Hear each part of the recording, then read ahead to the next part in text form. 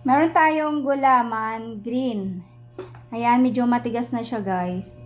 Ito naman kulay yellow, matigas na rin to. At gagawa tayo ng gulaman. Slice muna natin siya guys.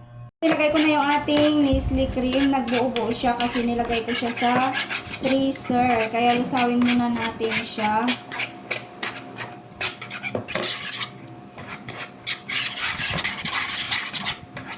Hanggang sa matanggal yung pagkakabuo-buo. Ayan, nag-yellow. Dapat kanina ko pa siya nailabas kaso nakalimutan ko. Kaya nagbuo-buo yung ating yellow. Yung ating Nestle cream. Ayan na guys. Lagay na natin yung ating isang latang kondensada. Mix lang natin siya.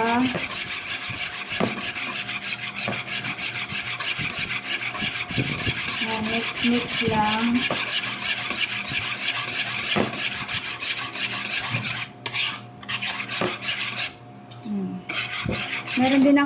Meron din akong ibap dito. Ito yung natirang ibap ko kanina.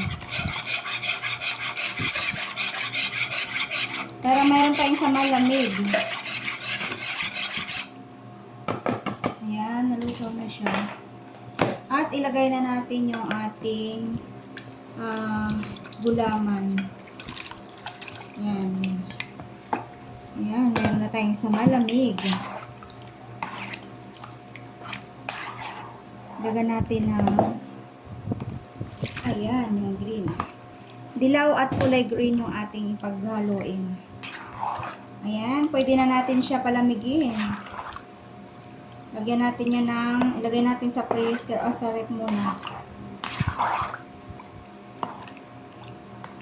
Ang ganda ng kulay, yellow at green.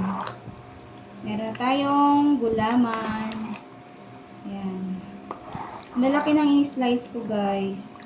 Ayos lang yan. Hanggang dyan lang muna guys. At palamigin na natin to sa ref.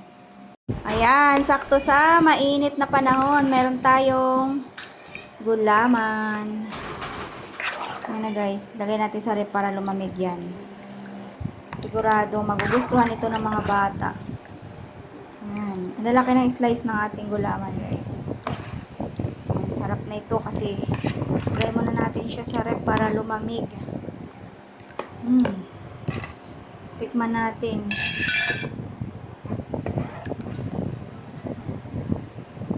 Ayan na guys, nilagyan ko pala siya ng keso. Ayan. Para masarap. Lagyan natin ng keso. Masarap na masarap. Ayan na, yummy. Lagyan na natin to sa ref.